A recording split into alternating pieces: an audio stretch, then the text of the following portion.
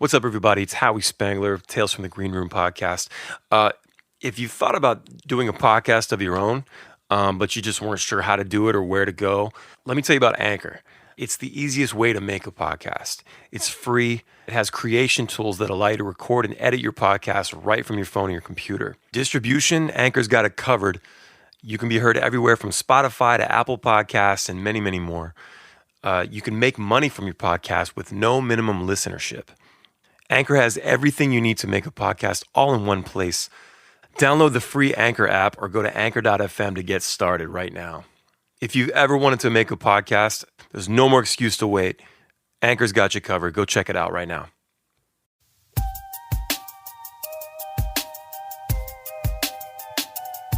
Hello, what's going on? Howie Spangler. This is episode 103 of Tales from the Green Room podcast. I am at a lake house somewhere in Michigan. Our merch guy has the hookup. So here we are. We're on Diamond Lake in Cassopolis. I assume that's how you say that. Yeah, we're not far from like Illinois and Indiana. If I know my geography, which I do not, but I did look at a map this morning, and it looks like we're pretty close, just a few hours from Chicago. And so just got a couple days off here, just chilling. Today's a special day. I wanted to get an episode in this week anyway, but today seemed proper, seemed like a fit because 2 years ago today, February 25th, 2018, I uploaded my first episode of Tales from the Green Room podcast. And 2 years, as if episode 100 wasn't a milestone enough. Here we are, 103 episodes later, 2 years. And I gotta say, it's been a lot of fun. It's been very, I've learned a lot, and people come up to me now and they, nightly at the shows, and they say, like, dude, I love the podcast. I love that episode where, wherever. And they talk about whatever episode they loved. And, people asking for stickers, and I see people wearing the merch, the t-shirt, when they come to the Ballyhoo table. It's just, I don't know, it's just really neat. It's just something that I started as just another way to get my thoughts out there, create. I've come to realize that if I'm not creating something, I'm not happy. I'm not in a happy place. And it just feels like there's something missing constantly. It's like this. It's like being a vampire, that thirst for blood, The thirst doesn't go away for creative types. You're always looking for something else. You're always trying to fill some void within, And I'm not sure if that's a good or bad thing, if that's a sign of something bad or, I need to probably go see a therapist maybe and figure this out. But nonetheless, I enjoy doing it. I love doing it. I love the feeling of not being done, Before I get into all this, I'll cover all this in the episode, but let's chat real quick. Going to be in Lombard, Illinois tomorrow with Iatera, Ballyhoo and Iatera, doing a show at the Brower House, and it's selling really well. We've got, I think, more than half the room sold out right now, so grab your tickets and come hang out with us. We've been looking forward to this one a lot. Snow, impending storm. I'm not sure what to expect. I guess it's supposed to pick up tonight. It's been snowing all day, but it's not sticking at all. I heard that it's supposed to pick up later. Time will tell. So we're going to be monitoring, and hopefully it's not a big issue. So as of now, the show is still happening. So grab tickets, come hang out, ballyhoorocks.com, get the tickets for that. We're out here on the Iration Heat Seekers tour. It's Ballyhoo, Iration, Iatera, and the Reese Brothers. And it's been a lot of fun. We haven't toured with Iration in 9 years. It was February 2011. And we had a great time on that tour. And what I came to realize was, and maybe this is why we haven't toured with Iration in so long, but we were sort of getting in our own way. You know, like when you, I don't know, maybe that's something else. Maybe there's something else for the podcast here. So I'm going to wait to talk about this. I think I've got a lot to say, and I don't want to make this intro insanely long. I try to keep these intros under 10 minutes. But anyway, so the tour has been great, and meeting a lot of people and a lot of new people seeing the band for the first time. And that's a great feeling. And the follows are going up on Instagram, and our monthly listeners are back up on Spotify, and we're up, near 330,000 right now for this month. Just all good things. Fighter came out a little over a week ago, and that was incredible, and I'll talk about that. Lots to talk about in this episode. Let's just get to it. No more of this bullshit intro. How about that? Let's just get into it. Episode 103, Tales from the Green Room podcast.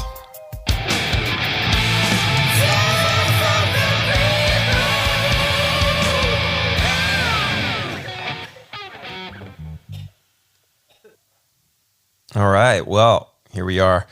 So I wanted to start this episode off by playing a little bit. I want to play the little intro from the first episode of Tales. I called it So You Want to Start a Band. Check this out. What's up, everybody? How's it going? This is Howi Spangler, and welcome to the first episode of Tales from the Green Room.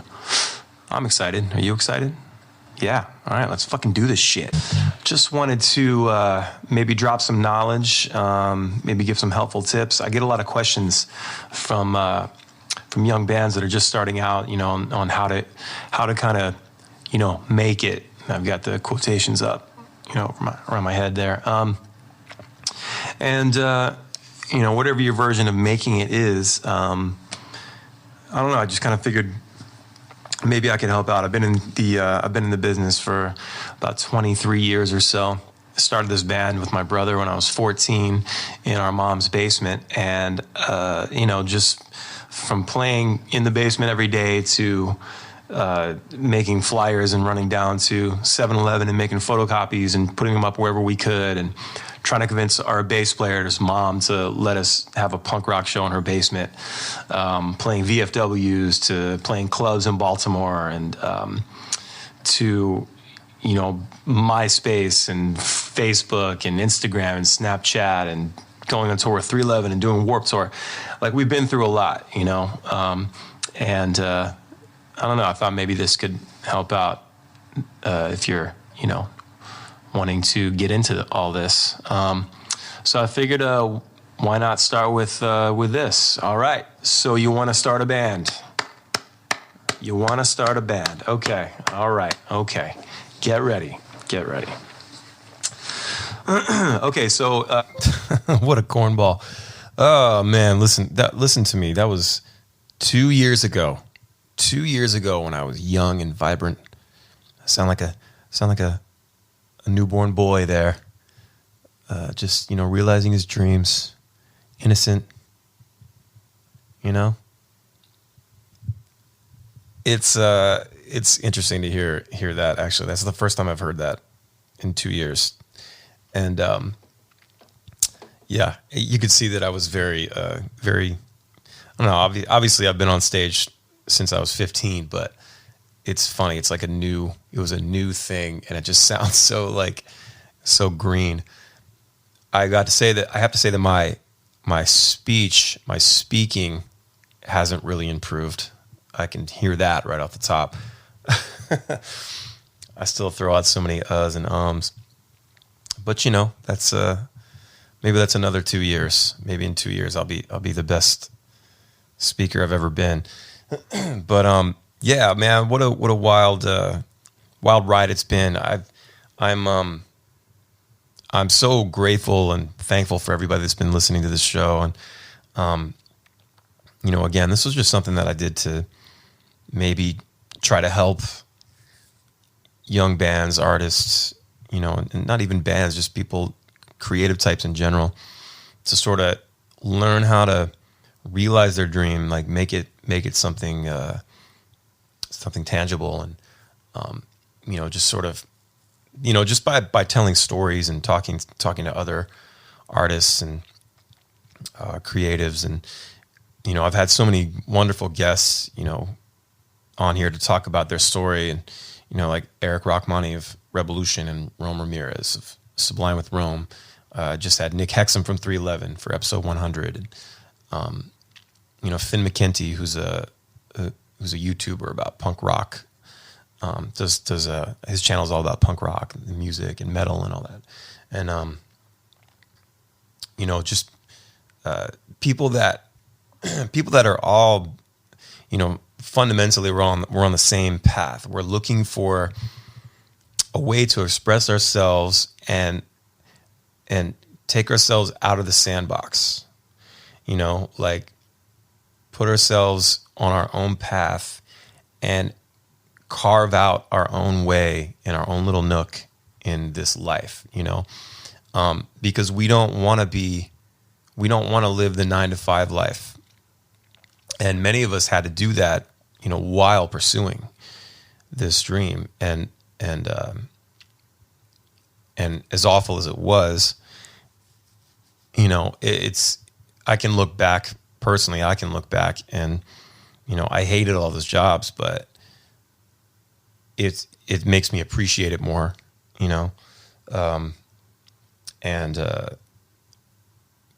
so this was just a way for me to talk about all that, and hopefully if you're new to this or you're working on something for yourself, this will push you in the right direction. And what I've seen a lot of is like people don't understand, or they don't think that they can achieve what's in their head.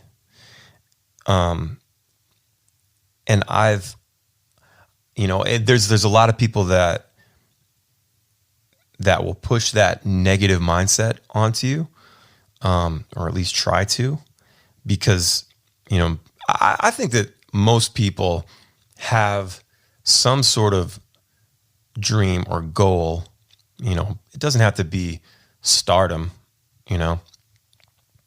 but I think a lot of people think about a better life, or like, I'd love to sit around and just talk about video games all day.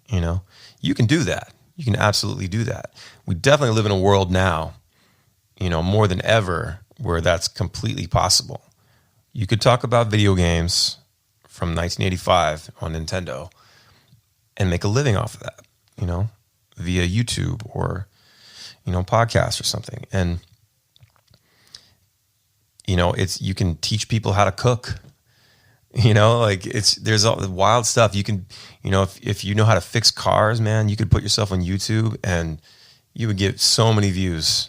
I don't know how many times like I have been stuck like on Pro Tools or Logic. And if you don't know what that is, these are programs that we use to record. And I've been stuck on some weird thing, like something happens and I don't know how to fix it. Like it's one of these weird, like I get in a mode or something like, that I'm not used to or can't figure out. Like, okay, for instance, this is kind of vague, I know. So for instance, like there's one thing where like I'll hit a shortcut key on my keyboard because I move really fast and my big stupid fingers just kind of gloss over the keys, and I'll brush and hit something by accident.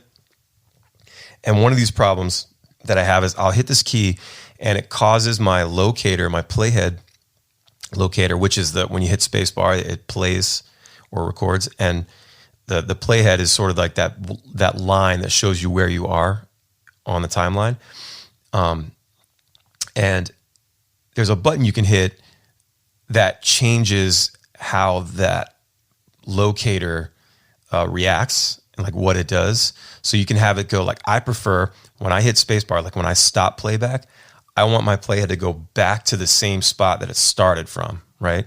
So I can just keep, if there's a spot that I'm trying to like fix, it'll keep playing the same spot over and over for me, so I can listen and fix what I need to accordingly.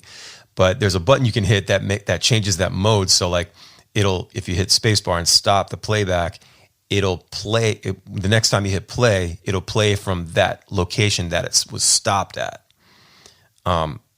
not the previous location that, so I can keep just hitting spacebar and just repeat the same space. So I don't know if you can wrap your brain around that if you don't know what this program is, but it's super annoying for me.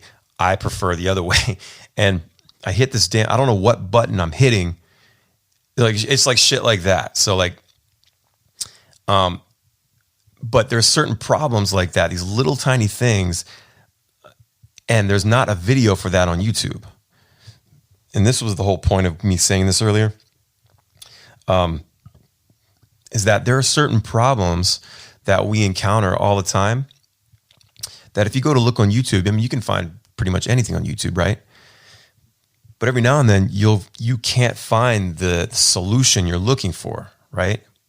And if you're one of those people that knows the solution, right, you can create a video, you can make a video of how to fix that thing and put it up, and you'll get tons of views,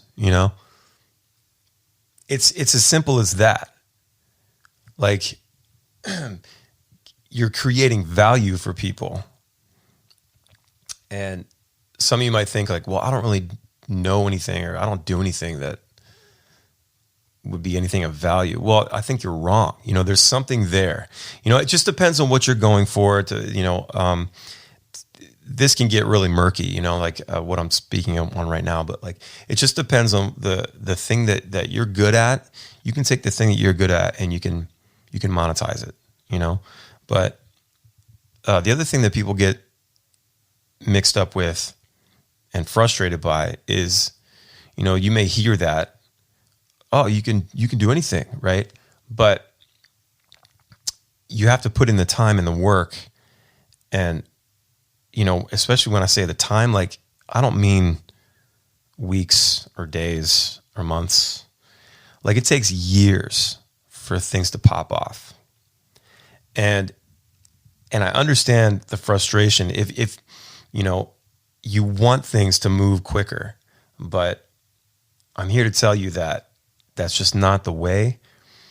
There are certain things that, if done properly, things can pop off rather quickly, Like, I think, like, if you do a fitness channel, like on YouTube or something, a lot of people are looking for quick ways to, do a workout, or ways to eat better, things like that. And if your content is good, that's such a wide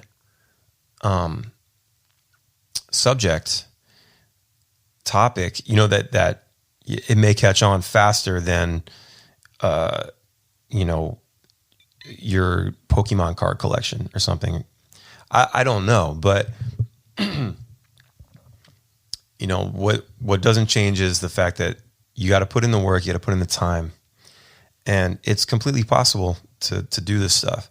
And so, for instance, I started this band 25 years ago with my brother, and it's insane to think about that, to wrap my brain around 25 years of Ballyhoo, and the idea that I've been going for that long, playing shows. And, we didn't start touring until nearly 14 years ago in April 2006. I mean, even that's a long time, but to think that, 11 years before that, we were playing shows locally and making something like records and things. It's wild. It's wild. But it's all because I love what I do. I love being in a band. I love writing music, singing, playing guitar, being on stage, and that endless pursuit of, like I said, wanting to fill that void every day. And it just turned into years of work. And have I been frustrated and wanted to rip my hair out and blow things up? Yeah. Many, many times, more times probably than I've been stoked on what I'm doing. That might sound weird, but I was setting myself up for heartbreak a lot because I didn't understand. I in my head, it's always been just go, go, go. Don't think about it. Just go. Right. But, I started this when I was young. So there were those dreams of being on MTV and being on Rolling Stone and being on the radio and playing on The Tonight Show. That was all there. Getting signed to a record label, making the big money, and having everything I've ever wanted. Yes, I was a teenager when I started this band, so those are all natural feelings. I wanted to be like Motley Crue, and it became. I was like, wow, this is a lot harder, and this is not what I thought it was going to be. And it took a long time to wrap my brain around, like, oh, like this is not. That only happens to, a select few, and it's all for different reasons, but all for, if there was one thing that all those big rock stars had in common was that they put in the work. Those guys were out there back in the 80s and 90s, like putting up posters and, getting people aware of the band and playing shows and just doing it, living the life. There's definitely a little bit of luck involved, but luck is interesting because there's definitely like serendipitous moments where you happen to be in the right place at the right time, meet the right person.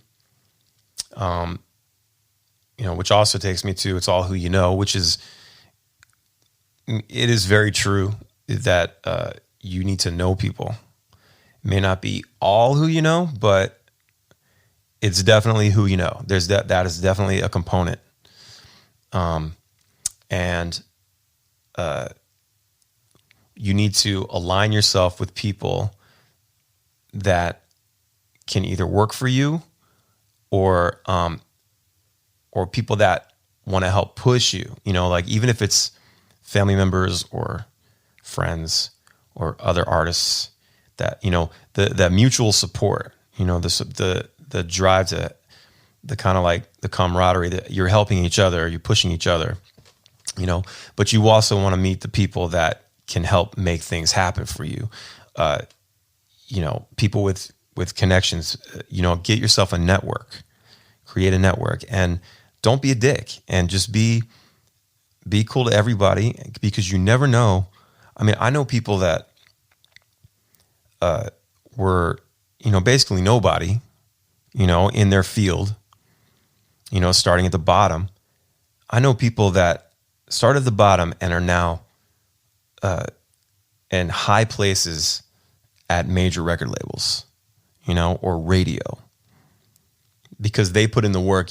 Like I put in the work doing what it takes to be in a band, and these people did what they had to do, made the moves they had to make to get to the top of that record label, or to the top of that radio, or whatever it is. They went on their path and they did it, and I can still talk to some of these people because it was never a competition. It was never, I was always nice to people, and they remember that. People remember, man. There are artists or whatever that I knew back in the day. There's definitely a few that either weren't very nice or just obviously didn't give a fuck about me or what I was doing, or, something like that. And I have gone further than they have. And now they want to get favors, or now that, hey, what's going on, man? It's like, oh yeah, I remember you. People remember the dickheads. They really do. And I think it's very important to just stay on your path, but have respect for others and their paths.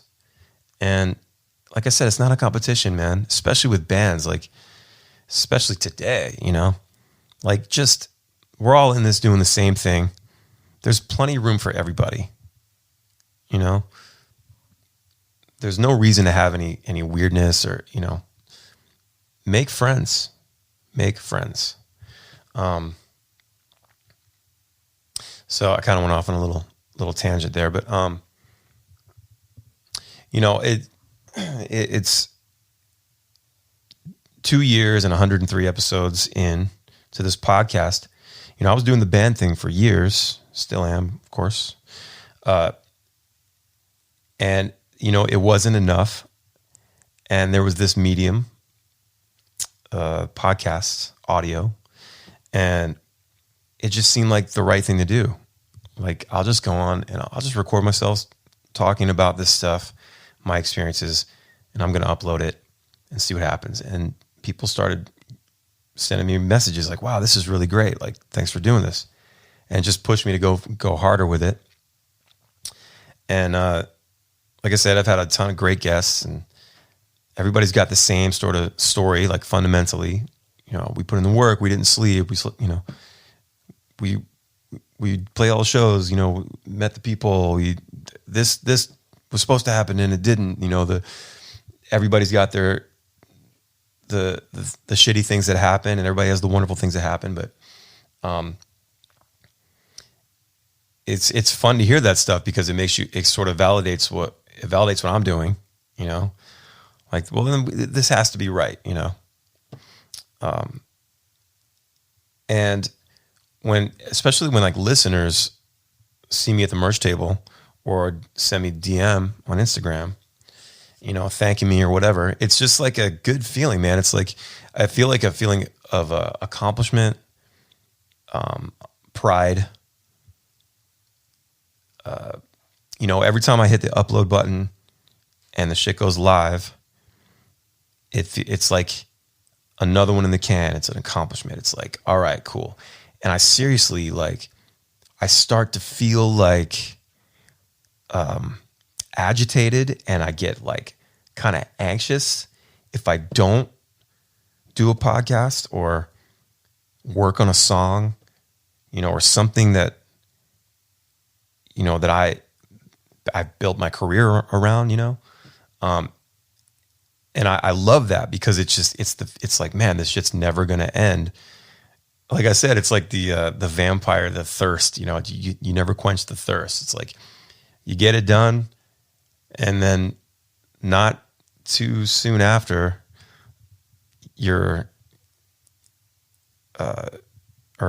not too soon. Did I say that right? Soon after, you're getting the thirst again. You're ready to do it again. And I just love that. And if you're not feeling that about whatever you're doing, it's probably the wrong thing, right? We all have to work. We all have to make our money, and some of us have families, and there's a lot of people that are just getting started, or maybe don't know how to start, and they've got a cool idea, they just don't know how to get going.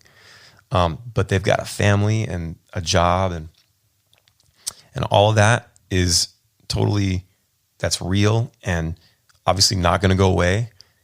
And you love your family, you may not love your job, but you have to decide, okay, well, do I want to stay here? Do I want to live this life? And not the family thing. I'm talking about the job, and, is this making me happy? If the answer is no, and you have a cool idea and there's something else you'd really like to do, but, that but is what gets us. But I got to make this much money. I can't just quit the job. And, well, here's my answer to that. You don't quit the job until you can quit the job, Okay. You you have to work the job. You have to be a father or a mother. There you have to do those things, but you also have to do the thing. You have to work on the craft, the thing that you want to do. You have to work on that after hours. Okay. So what are you doing after you put the kids to bed? Are you grabbing a snack and watching Netflix? Or are you learning how to play piano because you want to be a piano player on YouTube or whatever? You want to do piano covers. Like, what are you doing with your time after the kids are in bed and, everything's done? And I know some people, it's like, oh man, well, I got to get up at 3 a.m. I'm a nurse,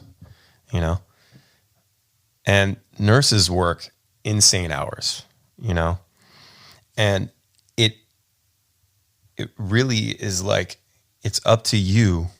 I can say, well, you just got to work. You got to work on it after the shift. Who wants to do anything after, a 14, 16-hour shift or whatever it is, I get that, there's levels. Like, it's going to be more of a challenge for someone because I believe that you need to get sleep for sure. I really don't think anybody needs 8 or 9 hours of sleep. I really don't. I feel like I can operate on 6 hours of sleep. I don't know about you, but I actually find the sweet spot for me is like about 6 hours, and I'm fine. Anything after that, I'm groggy. I want to sleep longer. 3 or 4 hours of sleep, that's tough. So you have to sort of prioritize, and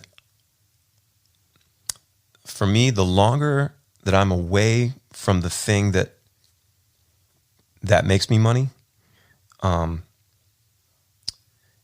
longer I'm away from that, the longer it takes for me in the end to make more money, or expand. It's not really about making money. I'm just kind of saying that, like, this is how I make my money. But, in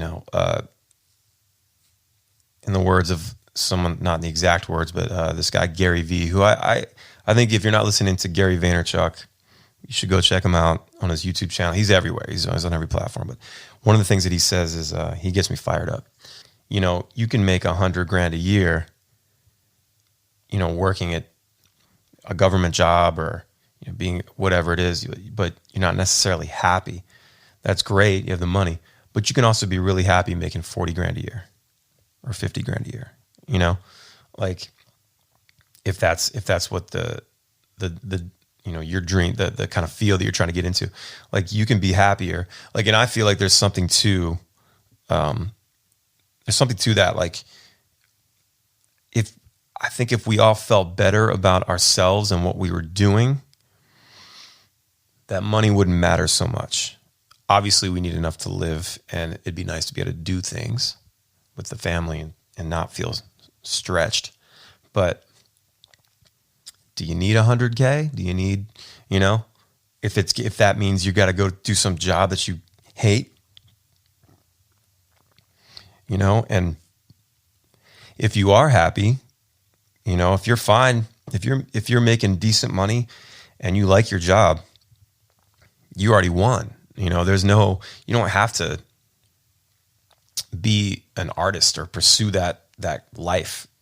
You don't need to do that. If you're already happy, if you're truly happy, then you've already won, and then this podcast is just entertainment for you to, listen to all my shit. But, if you really think about what you're doing, do you love photography? Do you want to be a chef? Do you want to, do you just love toys from the 80s? Do do you have a vast knowledge of Ninja Turtles and He-Man toys and Mattel and all that? And like, I mean, you can build a career around that. A lot of people say, how do I do it? What do I do? How do I get this going? Well, the most important thing is just start. Okay. Start. That's the easiest thing. Once you realize like, oh, I'm just going to do that. I'm going to make this first episode. That's what I did with the podcast. I was already well into my career with the music, with this band, right? And I'd wanted to do a podcast for a while, but I just wasn't sure what exactly I would talk about or if anyone would like it, if anyone would listen, and how do I do it? Like, what should I do? And sometimes I'll get so, I'll overthink things, and I like things to be perfect at first, That's one of my biggest problems. I'm always like trying to make things like perfect. As soon as this first up, I want to have the cover art, like everything's going to be dope. Like before I go live with this, like, it's got to be rad, and it needs to be perfect. And that was holding me back. And once I decided like, all right, you know what? I don't even have art for this yet. I'll find something on, some royalty free. I'll find a picture of a beach with some palm trees on it, and I'll find a cool font and Tales from the Green Room podcast. Boom, cover art. I'll figure it out later, right? I've since I drew my own art after a while, and now I've kind of got this little branded pineapple there, so people recognize it. Like that took a while. It wasn't from the first episode. As far as like getting started, I was like, all right, you know what? I'm just gonna go down to the studio one day. My studio is in my basement. I'm just gonna go down there. I'm gonna record myself talking about starting a band and things that I would do differently, or things that I've learned, like what you should do, things you should look for, the types of people that you should work with to start your band with. I'm going to talk about all that stuff, record it, and I'm just going to put it up there as episode 1 and see what happens. And I did it. And it went really well. People loved it, right? I was stoked. It was very well received. And it was just me saying, all right, fuck it. Let's just do it. Like you have to like get over yourself a little bit. There's a little bit of like ego in the way and fear. There's a lot of things. There's a lot of like factors that'll keep you from doing something, wondering what others are going to think about it. Get over that too, because that doesn't matter. None of that matters. There's people with unsupportive family members, unsupportive friends. And it's really because those people are miserable. I mean, they say misery loves company. That's true. That's a real thing. People try to pull you down to their level. They can't be happy for others. So they just push this negative energy out there, and they make you feel like whatever you're going to do isn't going to be right either, or it's not going to work. And that is one of my biggest, like I call it small minds. I really, I'm stressed out and frustrated by people with small minds. I'm not saying that those people are idiots or stupid or, it's not so much like a judgment thing. It's more like just like, why are you like that? Why are you so, obtuse maybe? Like, why does it have to be like that? Why, like, try to be positive, And when people want to shut things down like that without really thinking about it or, considering the possibilities, coming up with solutions instead of naming all the bad things that could happen. What about solutions? What about like, okay, how do we get around this? And I've definitely had plenty of moments where I'm still learning about myself. I'm gonna be 40 this year, and I'm still learning things and trying to be a better person. And many, many times, where I've had a knee-jerk reaction and it's like, fuck it, nah, whatever. Never mind, we're not doing it. When I come up with an idea and the people around me are like, fuck that, there's this and there's that, blah, blah, blah, that annoys the shit out of me. Like, have you even considered it? You haven't given this any thought. You literally said that, boom, right there. As opposed to like, yeah, let me think about this. It's like, let's think of a solution. Let's, because just naming problems and things that could go wrong, it's counterproductive. Now, I'm not saying that you shouldn't think of those things. There are certainly many situations where you want to consider everything, all the possibilities and even the negative possibilities, the bad things. But, maybe there's a way. Maybe there's a way around. Maybe there's a different way we could try it, or, whatever. Like that's such a big pet peeve for me. I try to be optimistic. You need to be realistic for sure, but there's more than one way to get something done. And if you're by yourself and you're trying to start something, then there's no one to tell you what to do. And you know what I'm saying? Like, if you're in a group, it's a democracy. It should be a democracy. There's a group effort. It's everybody has a say and everybody, can weigh in. At some point, someone has to make the call, but when you're starting something on your own, like I do with my podcast, it's like, I can do whatever the fuck I want. There's no rules here, but it was just me starting. It was just me getting it going and not worrying about what people thought. I don't necessarily like my voice when I speak. If I listen to my voice back, it can be cringy sometimes to me. And I know a lot of people have that. When I do videos for YouTube, I'm like constantly like checking my hair and shit and like making sure I don't have zits or, or weird marks on my face or anything like that. And most people don't even care, it's just, you have to just get over that and just do it. And, for you guys that want to make videos, about your Garbage Pail Kid collection, you have a production studio in your pocket. It's your phone. It's got a good camera on it. When I started doing all that stuff, I was using my phone, and the phone is great. But eventually you can upgrade to like some more dedicated stuff, like a better camera, get a good mic for it, like things like that. The podcast, all the money that I've gotten from the podcast, from the support, has gone right back into the pod. So like, I was able to buy 4 nice, very well priced microphones. I mean, they're only like $100. And if you know anything about microphones, like for good mics, they can get super expensive, very high price tag.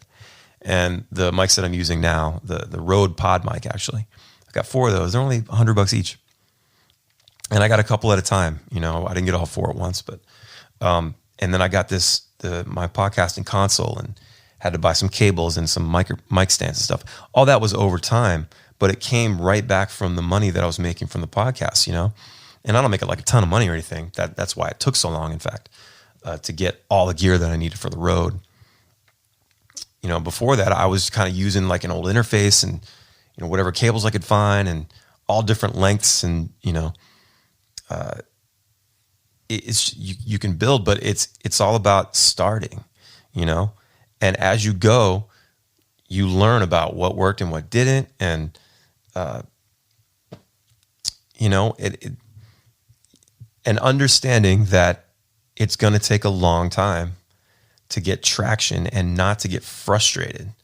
I still only get a couple hundred views maybe on a lot of my videos, unless I'm doing a performance. Like my acoustic performances are the best content on my YouTube channel as far as the numbers go. It's obviously objective. If you like the vlog stuff better, that's cool too. But by the numbers, the acoustic stuff goes over way better, way more views, So that's another thing. Find out what works. Do everything that's on your mind. Put it all out there. And whatever works, double down on that. You can figure it out, stick with that.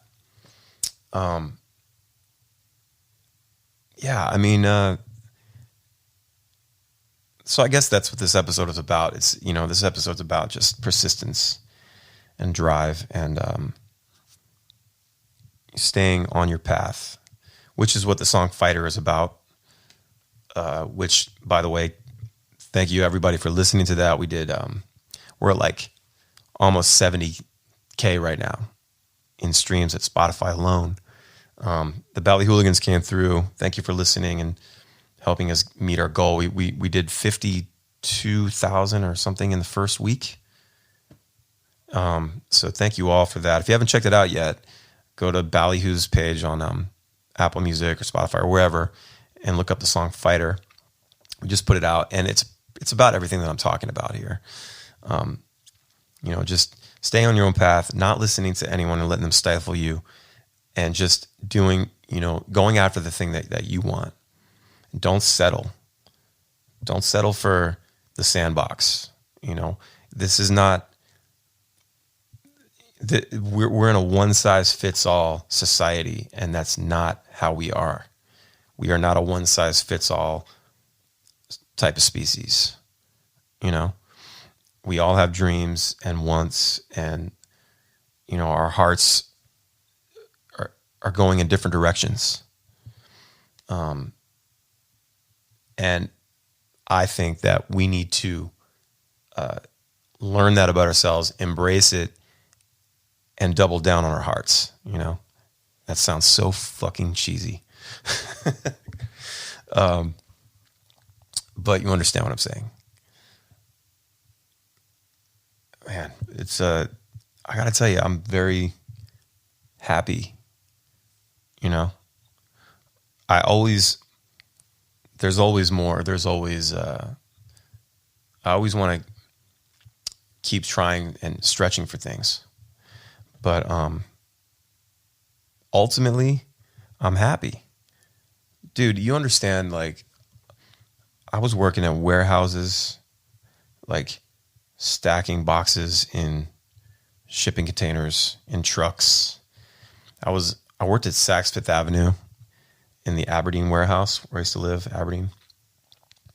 They had a warehouse there, and I worked there for, I don't know, it was like almost 3 years, maybe. Man, oh my God. I was a really good employee. Like, they kept giving me raises and shit because I was doing a great job, and ended up becoming a lead supervisor. And I'm thinking to myself, like, I don't want that. Well, like, this is like, the money's great, It's like, granted, I was making like $200 or $300 a week at the time, which isn't terrible at 19, 20 years old, I guess. But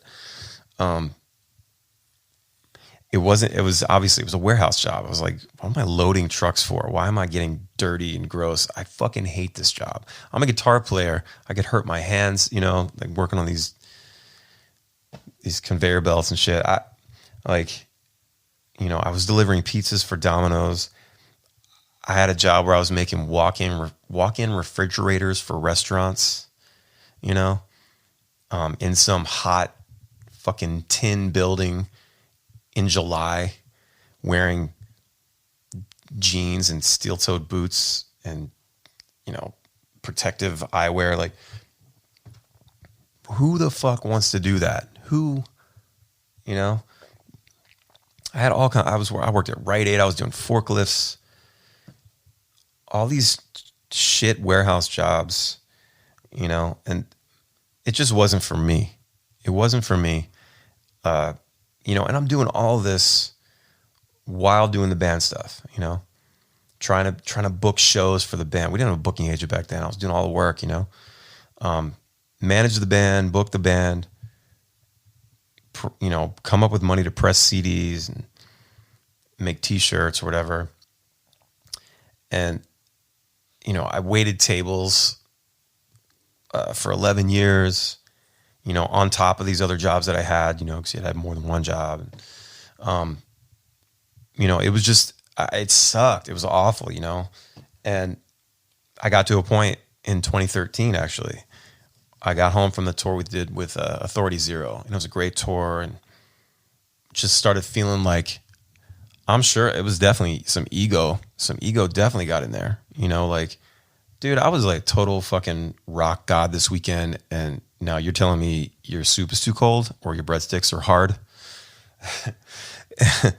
And it's, the dynamic of that, it keeps you humble, right? But I just knew I couldn't go back to that job, and the people I worked with were great, and that restaurant was awesome for letting me come and go all those years, do the tours and come back, and I'd still have a job. I was very grateful for that.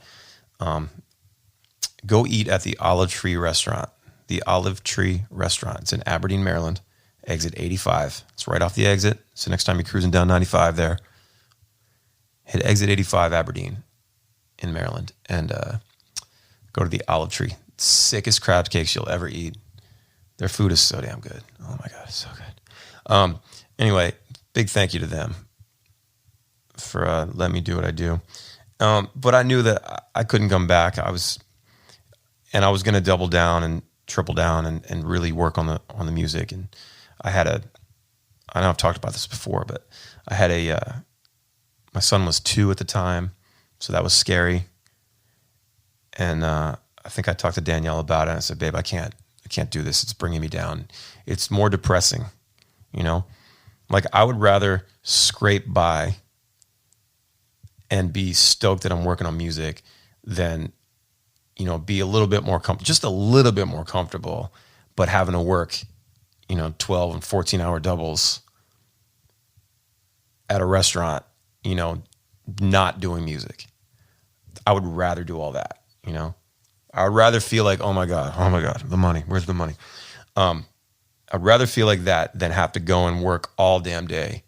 I wouldn't see my son at all. It's like people say like, oh, you're on tour, you must miss your family. Like, yeah, I know.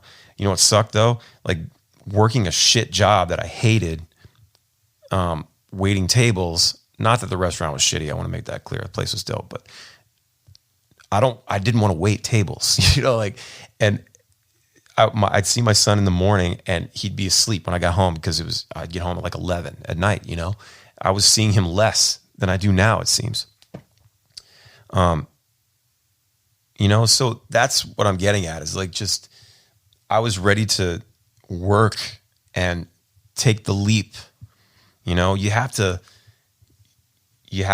trust yourself. You have to take a chance on yourself, but you have to be willing to work really hard for it. Like, you can't half-ass it. If you're going to quit your job, you have to really go for it. And I didn't quit the job until I felt like I was at a point where I was like, all right, there's enough coming in to where I can support a family, but I have to go do more shows and, find acoustic gigs and figure it out. I did what I had to do. You can't quit your job and then Netflix and chill. That's a complete opposite, So I just want to reinforce that it is very possible. Whatever you're trying to do, go do it. Be smart about it, but also you're going to have to take some risks. Inform risks, learn about what you're about to do, learn about things, but don't get hung up on the consequences, the bad things that could happen.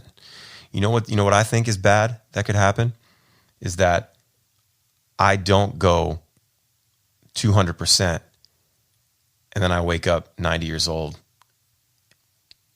and I'm disappointed in myself because I didn't go hard, because I didn't strive to do the things that I really wanted to do. That would be the ultimate right there. Like, all right, I'm ready to die now. Fuck it. You know what I mean? Like, I blew it, and I don't want to feel like that. So whatever you're feeling, you know best. No one else can tell you. You know what you need to do.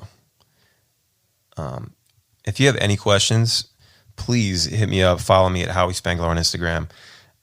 Drop me a DM. I'm there. I answer every message. If you have questions about this, you don't know how to get started, hit me up. I'm not one of those guys that's going to charge you $1,000 a month to, for a course. Just hit me up. I will give you any answer that I might have. You know what I mean? Just because I want people to feel good about themselves and not be so scared to take a chance. Yeah. Oh yeah, the other thing I was talking about in the beginning of the intro here was the tour with Iration. We hadn't toured with these guys in 9 years. It was 2011, the last time we toured together, and we've done shows, like festivals, but we've never done any tours with them. And they had offered us in the past, we just weren't able to take them for whatever reason. But looking back, I remember I've always had this kind of like punk rock attitude towards the music, and fuck them. They don't like it. They don't have to listen. They don't have to come to the shows, whatever. Right. Which is still, I still cling to that. But I remember back when we first toured with Iration, we were playing, I thought it was a co-headliner, which means both bands kind of equally billed.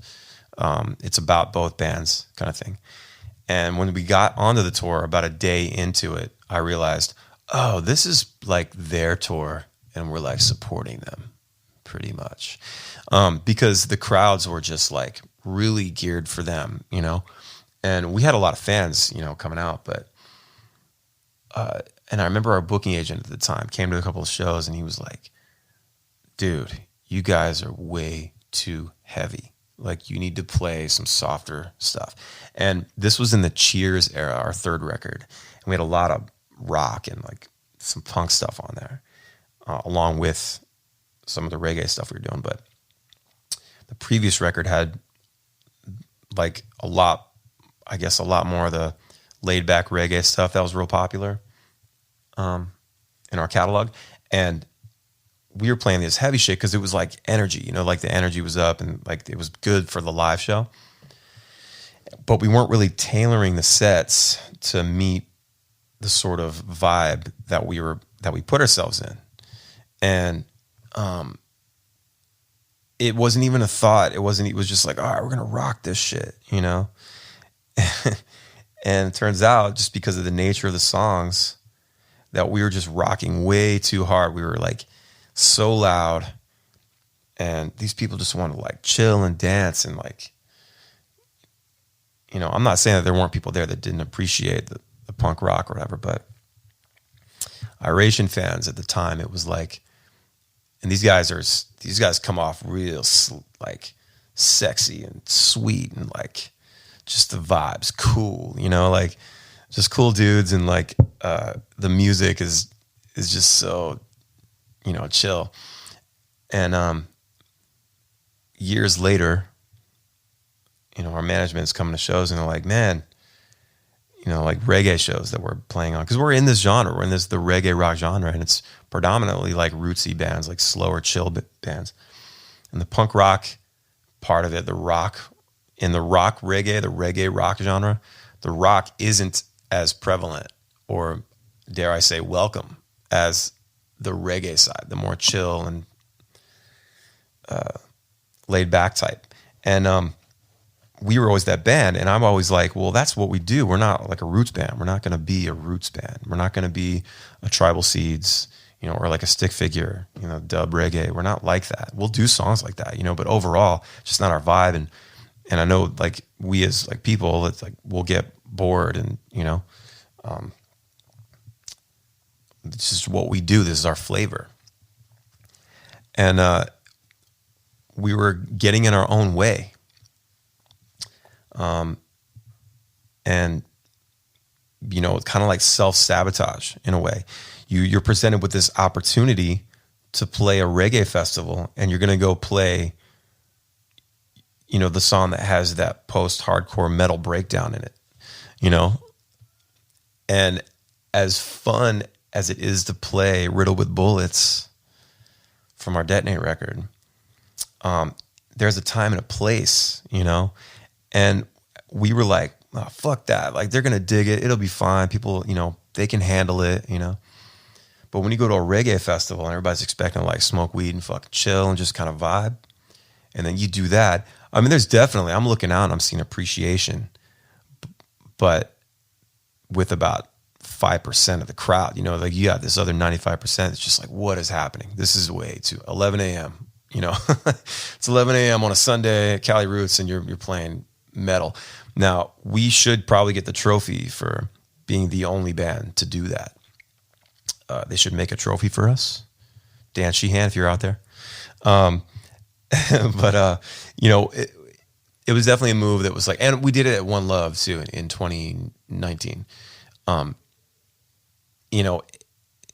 that's what I'm saying. Like, we were making these mistakes even a year ago, and it was because of our pride and because of our, fuck that, this is what we do. But then you got to think about like, well, we've got all these songs that are very popular, and all our popular songs are the laid back, chill ones. Like, Riddle with Bullets isn't a popular song. I mean, it is, but it's not in our top 10. I'm not even sure if it's in our top 20. Maybe it is, but it works at a Ballyhoo show. But at a reggae festival, you got to put your best foot forward. That's why when you go see like bands like 311 at a festival, they play Amber. They never play Amber at their regular shows, but it's their biggest song. So when they go to a festival, you have to sort of meet the demand, and you can be punk rock about it. You can say fuck it and go the other way, but ultimately it's counterproductive, and you're wasting the opportunity to, those songs are popular for a reason. This is my philosophy on it. And this is something that, again, I've really just wrapped my brain around the last year or two.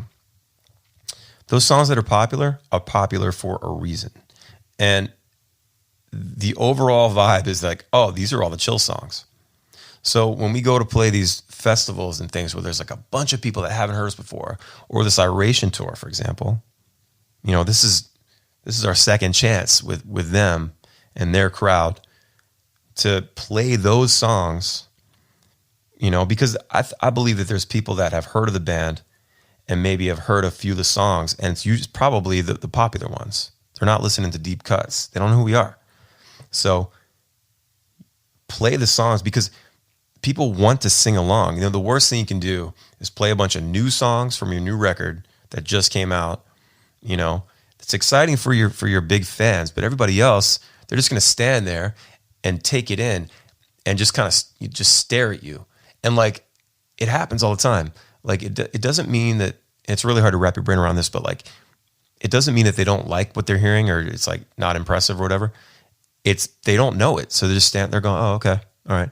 And you really don't want more than one or two moments like that in a 45-minute set.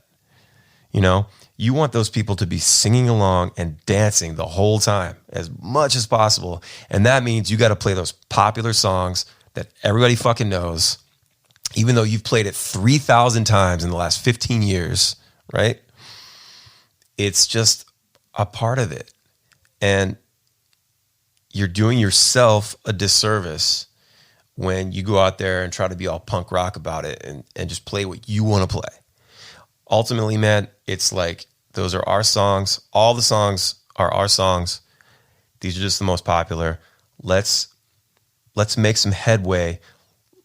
Let's make some new fans and let's get them on board. That's what touring is. It's promo. It's promo. The music is to get them to the shows, like the Spotify and the CDs and all. That's to get them to the show. But once you get them to the show, show them that you're fucking good. If not, you're just as good, if not better than the record. You're a great live band. Show them how fun you are. And make people understand why other people have been on board the whole time. You know? Don't waste an opportunity. This could have been 2 episodes right here. I should totally go into this in another episode, but I could go on for hours about this. It's just so important to put your ego aside. You know, it's in your best interest to serve the fans. Play to the audience, you know, that you're playing for. Tailor your set for the type of show that you're playing. We are a band that can play any show. We can play a punk rock show. We can play a reggae show. We can play a butt rock show. If you don't know what butt rock is, look it up. You know, we can play any type of show. We opened up for Snoop Dogg and had a pretty good set. 2015? Yeah, we opened for Snoop Dogg in North Carolina.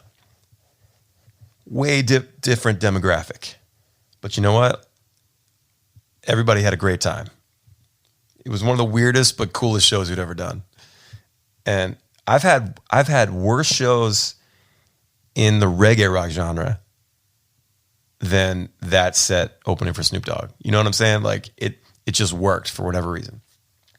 But take some time to think about who you're going to play for. If you get the opportunity to play with some band, tailor your set and make it work.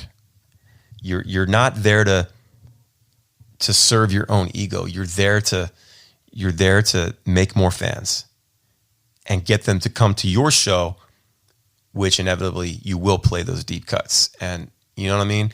Get them hooked. Get them fucking hooked and on board, and then do whatever you want.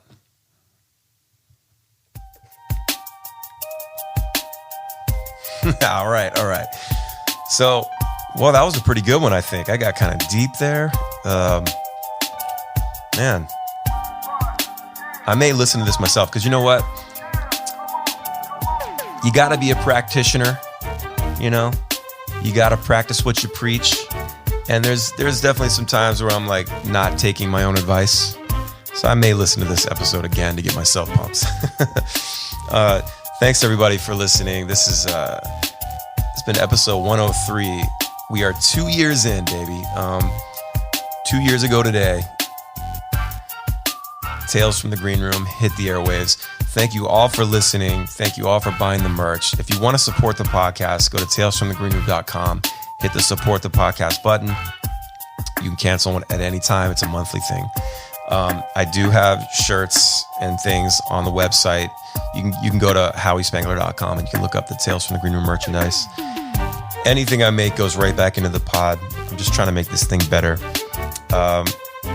Looking forward to having some more artists join me along the way. Hoping for another 100 episodes and beyond. Let me know what I should be talking about. Hit me up, Instagram, Howi Spangler. DM me, let's chat. What's going on in your life? Follow my YouTube channel. More acoustic stuff to come. I know I slack like a motherfucker when I'm on tour. And I make excuses for why I'm not making videos, but I need to make more videos, and I know that. I love you all. I'm going to get off of here, and hopefully there's no more snow, and we can rock the show tomorrow night in Lombard. Grab tickets. Got a lot of festivals coming up in Florida next month. More music on the way. Lots to come. So, all right, I'm babbling. I love you all. Have a good night.